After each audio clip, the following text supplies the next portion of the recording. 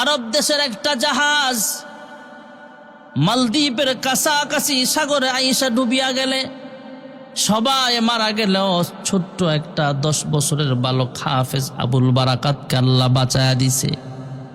সে তখতার উপরে বাঁচতে বাঁচতে চরের মধ্যে চলে আসছে। মালদ্বীপের মানুষগুলো গোলাম বেচা কিনা হতো, হাটে উঠানো হলো ছোট্ট বালকটাকে বিক্রি করার জন্য। যে জেলে তাকে পাইছে, জেলে তাকে বাজারে নিয়ে গেছে, চড়া দামে বিক্রি করা হবে। গোলাম বেচা কেনা হয় মালদ্বীপের বাজারে। সুদর্শন সুন্দর একটা 10 বছরের বালক দেখা যায়, এমনিই তো সুন্দর। সৌদি আরবের মানুষ, আরব দেশের মানুষ এমনি সুন্দর।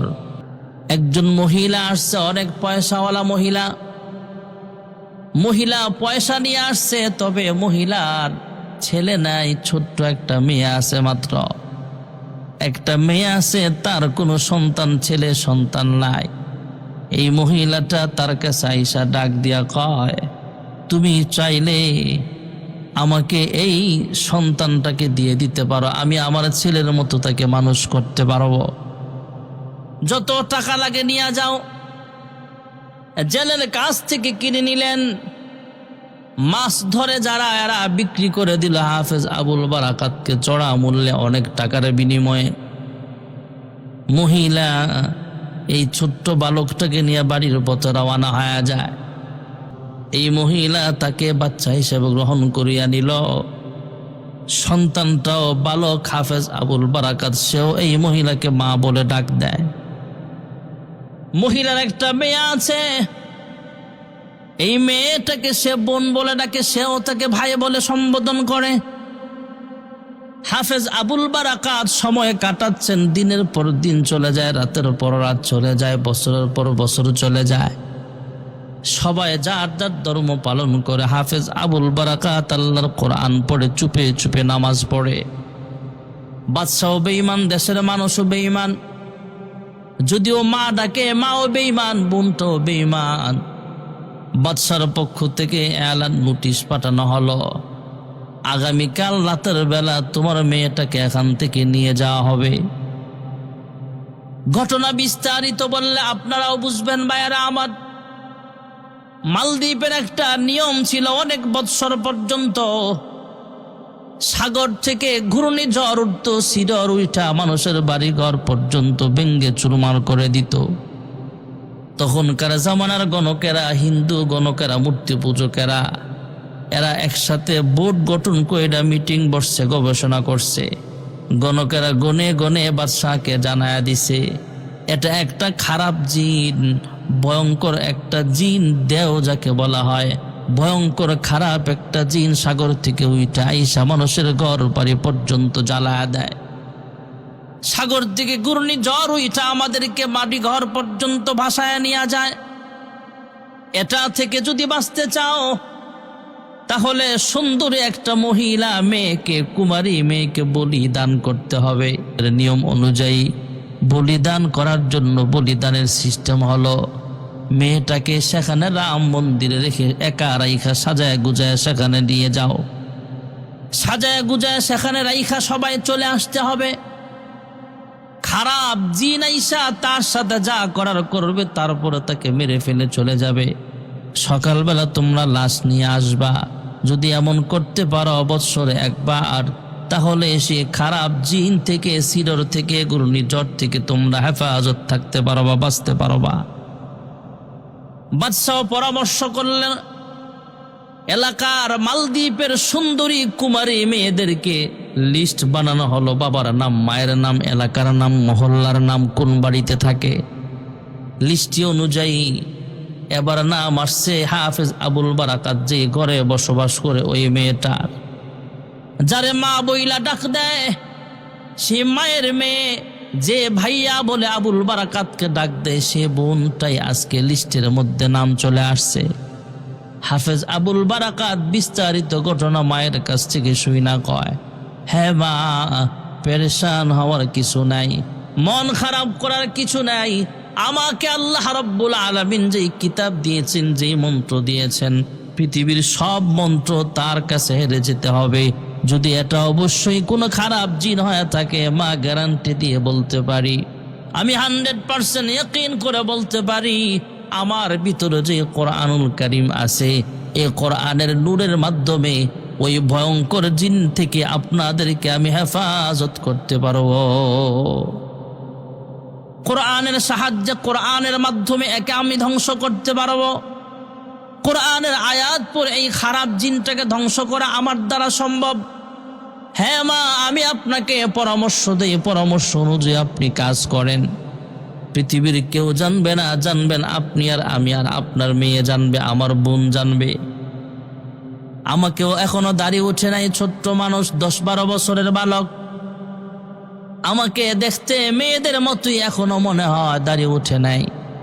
এক কাজ করেন, পুলিশ যখন পাঠাবে আমাকে ধরে নিয়ে যাওয়ার জন্য, আমার বোনকে নিয়ে যাওয়ার জন্য, আমার বোনটাকে কোনো রকম লুকায় কোথাও পাঠায় দেন, নানার বাড়ি পাঠায় দেন, অথবা অন্য আত্মীয়র বাড়িতে পাঠায় দেন, কেউ যেন বুঝতে না পারে। পুলিশ যখন নিতে আসবে নির্দিষ্ট সময় আমাকে সাজায় গুজায় তাদের হাতে তুলিয়া দিবেন। মা রাজি হয় না, তারপরও এক পর্যায়ে যখন তাকে সাজায় গুজায় দেখা হলো, মেয়ে সাজায় তাকে ঘরের ভিতরে রাখা হলো সুন্দর করে, মেয়ের সাজে সাজায় তাকে সেখানে পুলিশের হাতে তুলে দেওয়া হলো। বোনটাকেও হেফাজতে রাখা হলো যাতে পুলিশ খুঁজে না পায়, বুঝতে না পারে। পুলিশ নিয়ে যায় সাগরের কিনারের রাম মন্দিরে হাফেজ আবুল বারাকাতকে মেয়ে মনে কইরা সেখানে রাইখা সবাই চলে আসছে। গভীর রাত্র হয়ে গেছে, সাগরের মধ্যে গর্জন শুরু হয়ে গেছে, আবার থামিয়াও গেছে। কেউ বুঝতে পারে নাই। অন্য বৎসরের মতো, আগের বৎসরের মতো এবারও সকালবেলা পুলিশ গেছে লাশ আনতে। লাশ আনার জন্য যায় দেখে সেখানে লাশ নাই।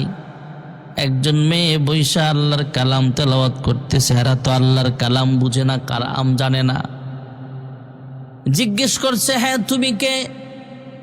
আমরা রাতের বেলা যাকে রাইখা গেছি সেই কি তুমি? কয় হা। কয় তোমাকে ভয়ঙ্কর জিন আইসা কোনো আক্রমণ করে নাই? কয় না, করতে পারে নাই। কয় তোমাকে ধ্বংস করে দেয় নাই? তোমাকে মেরে ফেলে নাই? কয় মারতেও পারে নাই। কয় কেন? কয় আমি ছিলাম সেখানে, রাত্র যখন গভীর হয়ে যায় আমি আল্লাহর কোরআন তেলাওয়াতে মগ্ন হয়ে গেলাম। আমার মনে পড়ে গেল আল্লাহর হাবিব রাহমাতুল লিল আলামিন তো কোরআনের মুজিজা দেখিয়েছেন। আল্লাহর হাবিব যখন মক্কা থেকে মদিনায় হিজরতের পথে রওনা হয়ে যাবেন, রাত্র যখন গভীর হয়ে যায়, কাফের বেঈমানরা আল্লাহর হাবিবের ঘরের চতুর্পার্শ্ব ঘেরাও করে ফেলেছিল। সেদিন আল্লাহর হাবিব আল্লাহ তাআলার হুকুমে কোরআনুল কারীমের সূরা ইয়াসিন তেলাওয়াত করতে আরম্ভ করে দিয়েছিলেন। আমিও রাত্র যখন গভীর হয়ে যায় আমি 2 রাকাত সালাতুল হাজতের নামাজ পড়লাম আর আল্লাহ তাআলার কাছে দোয়া করলাম, আল্লাহ জিন দেও বা এই সমস্ত খারাপ জিন্নাত আমার কিচ্ছু করতে পারবে না, কারণ আমার ভিতরে আছে 30 পারা কোরআন। আয় আল্লাহ, কোরআনের মুজিজার সামনে কিচ্ছুই না, সব তুচ্ছ। আয় আল্লাহ, আমি কোরআন পড়ে ফু দিচ্ছি, তাকে তুমি ধ্বংস করিয়া দাও। আল্লাহর বান্দা জোরে জোরে কোরআন তেলাওয়াত করতেছে। ওই সাগর থেকে যখন সিডর বা ঘূর্ণিঝড় ভয়ঙ্কর জিন আসতেছিল, ওই জিনটা কোরআনের আওয়াজ শুই না আবার সাগরের পাড়ের নিচে ডুব দিয়ে সে চলিয়া গিয়েছে। ভাইরা আমার, বন্ধুরা আমার, বিস্তারিত ঘটনা যখন পুলিশ বাহিনী শুনছে, নিরাপত্তা বাহিনী শুই না বাদশার কানে খবর পৌঁছানো হলো, আমরা যারে মেয়ে সাজায় সেখানে নিয়ে রাখছিলাম সে তো মেয়ে না, সে হলো ছেলে। বিস্তারিত ঘটনা শোনালো হাফেজ আবুল বারাকাত। সে একজন মুসলমান, আরবিয়ান, আরব দেশের মানুষ। জাহাজ ডুবে গেছে, সে বেঁচে গেছে, সবাই মারা গেছে। তার এই সাজায় এখানে আনা হয়েছে। তাকে দেও মারতে পারে নাই, খারাপ জিন তাকে আক্রমণ করতে পারে নাই। সে নাকি আল্লাহর কোরআন জানে, কোরআনের বরকতে আল্লাহ তাকে বাঁচায়া দিয়েছেন। হাফেজ আবুল বারাকাতের জবানে বাদশাহ কথাগুলো শুনে আশ্চর্য হয়ে গেলেন, কি ব্যাপার? অনেক বছর ধরেই তো আমরা রাম মন্দিরে একজন কুমারী মেয়ে রেখা আসি, জিন আইসা তার সাথে অপকর্ম করে, অনেক কাজ করে, যা করার করে। এরপরে তাকে খেয়ে ফেলে অথবা তাকে মাইরা সেখানে ফালায় রাখে। পরের দিন সকালবেলা পুলিশ যায় লাশ নিয়ে আসে, অথবা ফায়ার সার্ভিস যায় সেখান থেকে লাশ আইনা তাকে দাফন করিয়া ফেলে অথবা সাগরে ভাসায়া দেয়। তুমি এটা কি শোনাইলা? কয়া হ্যাঁ, ঘটনা এটাই হয়েছে। আমি আল্লাহর কোরআন পড়েছিলাম, কোরআনের বরকতে সাগর থেকে যে জিন উঠেছিল সেই খারাপ জিনটা আবার সাগরের ভিতরে নিমজ্জিত হয়ে গেছে। বাদশা ডাক দিয়া কয়, তোমার কথায় যদি সত্য হয়, আমরা যেহেতু বৎসরে একবার কুমারী মেয়েকে এইভাবে মন্দিরের মধ্যে রাখি, আগামী বৎসর একই ডেটে একই সময়ে যদি তুমি আল্লাহর কোরআন দিয়ে এইভাবে এই জিনটাকে প্রতিহত করতে পারো, খারাপ জিনটাকে প্রতিহত করতে পারো, দেহটাকে প্রতিহত করতে পারো, ওয়াদা দিলাম মালদ্বীপের সব জনগণ সহ আমি বাদশাহ মূর্তি পূজক আর থাকবো না, কালেমা পড়ে মুসলমান হয়ে যাব। আল্লাহ রাব্বুল আলামিনের কোরআনের মুজিজা দেখেন ভাইয়ারা আমার। 1 বছর অপেক্ষা করা হলো। 1 বছর পর আবার হাফেজ আবুল বারাকাতকে সেই রাম মন্দিরে রেখে সবাই চলে আসছে। সবাই আজকে আর ঘুমায় না, সবাই শুধু পাহারা দেয়। রাম মন্দিরে একাই আবুল বারাকাত, আর সাগরের কিনারা থেকে দূর থেকে মানুষ সেখানের দিকে তাকায় আছে। বাদশাহ সেখানে নিজে উপস্থিত হয়ে প্রত্যক্ষদর্শী হওয়ার জন্য দেখতেছেন, প্রত্যক্ষভাবে নিজেই উপস্থিত হয়ে দেখতেছেন কিভাবে খারাপ জিনটাকে কোরআনের মাধ্যমে ধ্বংস করা যায়। ভাইয়ারা আমার, বন্ধুরা আমার, রাত্র যখন গভীর হয়ে যায়, নির্দিষ্ট সময়ে 12টার সময়, গভীর রজনীতে নির্দিষ্ট টাইম যখন চলে আসছে, তখন পাগলা ঘন্টা বাজানো হয়। মানুষ যখন সতর্ক হয়ে যায় সাগরের মাঝখানে যেন কেউ না যায়। এই ঘটনা সম্পর্কে সবাই জানে, প্রতি বৎসর এমন ঘটনা ঘটে। বাদশাহ উপস্থিত, নিরাপদ আশ্রয় থেকে সবাই সাগরের দিকে তাকায় আছে। সাগর থেকে ঘূর্ণিঝড় উঠতেছে, সাগর থেকে এইভাবে ভাইয়েরা আমার, বন্ধুরা আমার, সাগর থেকে জলোচ্ছ্বাস উঠতেছে। আর হাফেজ আবুল বারাকাত কোরআন পড়ে সেদিকে ফুক মারছে। কোরআনের মুজিজার বরকতে ঘূর্ণিঝড় আর শিডোর থামিয়া যায়, ওই খারাপ জিনটা ধ্বংস হয়ে যায়। ওই খারাপ দেও, খারাপ দিনের জিনের সেই অপকর্ম থেকে, সেই ভয়ঙ্কর কাণ্ড থেকে, এর শয়তানের শয়তানি থেকে হাফেজ আবুল বারাকাতের মাধ্যমে আল্লাহর কোরআনের মুজিজার বরকতে মালদ্বীপের মানুষগুলোকে দ্বিতীয়বারের মতো আল্লাহ তাআলা হেফাজত করে দিয়েছে। এবার বাদশা রাম মন্দিরে যায় নিজের মন্ত্রী পরিষদের মন্ত্রীদেরকে নিয়ে। হাফেজ আবুল বারাকাতকে জড়ায়া ধরলেন, চুমু খেলেন, আর ডাক দিয়া কয়, 1 বছর আগে ওয়াদা করেছিলাম যদি 1 বছর পর আবার পুনরায় এমন ঘটনা ঘটাতে পারো, তাহলে আমরা আর বেঈমান থাকতে চাই না। সেদিন সেই রাম মন্দিরে সবাই মিলিয়া, সব বেঈমানরা মিলিয়া, মূর্তি পূজকরা মিলিয়া, মালদ্বীপের বাদশাহ সহ হাজার হাজার হাজার হাজার জনগণ হাফেজ আবুল বারাকাতের হাতে হাত রাইখা কালিমা পড়ে মুসলমান হয়ে গেছে। বর্তমানে তো মালদ্বীপে 100% মুসলমানের দেশ। ভাইরা আমার, কোরআনের মুজিজা দেখেন। পৃথিবীতে যত খারাপ জিন আছে কোরআনের সামনে কিছুই করতে পারে না। আমরা বেশি বেশি যদি কোরআন তেলাওয়াত করতে পারি, যদি কারো ঘরের ভিতরে কোরআন থাকে, ঘরের ভিতরে কোরআন কারীমের তেলাওয়াত বিদ্যমান থাকে, কোরআন অনুযায়ী জিন্দেগি সাজায়, শয়তানের শয়তানি থেকে আল্লাহ তাদেরকে হেফাজত করবেন। কোরআন অনুযায়ী যদি আমরা জিন্দেগি সাজাইতে পারি, দুনিয়াতেও মঙ্গল, দুনিয়াতেও পরকালেও জান্নাত আল্লাহ তাআলা দান করিয়া দিবেন। এই জন্য আমরা কোরআনুল কারীম বেশি বেশি তেলাওয়াত করা লাগবে। আল্লাহর হাবিব রাহমাতুল লিল আলামিন নিজে কোরআন তেলাওয়াত করতেন। মাঝে মাঝে জিবরাইল আমিন এসে আল্লাহর হাবিবকে তেলাওয়াত শোনাতেন, আর আল্লাহর হাবিব মাঝে মাঝে আল্লাহ তাআলার হুকুমে কয়েকজন সাহাবী ছিল কারি সাহেব, এদের জবান থেকে আল্লাহর হাবিব বলতেন তোমরা তেলাওয়াত করো আর আমি শুনি। তেলাওয়াত করতেন আর শুনতেন। এই জন্য আমরাও বেশি বেশি আল্লাহর কোরআন তেলাওয়াত করতে হবে। আমরা কোরআন তেলাওয়াত করব নিজেরা, নিজে কোরআন পড়তে পারি না, সন্তানকে কোরআন পড়নেওয়ালা বানান। নিজে আলেম হন, আল্লাহর হাবিব বলেন নিজে আলেম হন, কোন আলেমান, অথবা আলেমের পিতা হন, না হলে আলেম বংশের ভিতরে কাউকে আলেম বানান। তাও যদি না হয় আলেমের সাথে সুসম্পর্ক রাখেন, কোরআন ওয়ালাদের সঙ্গে সুসম্পর্ক রাখেন।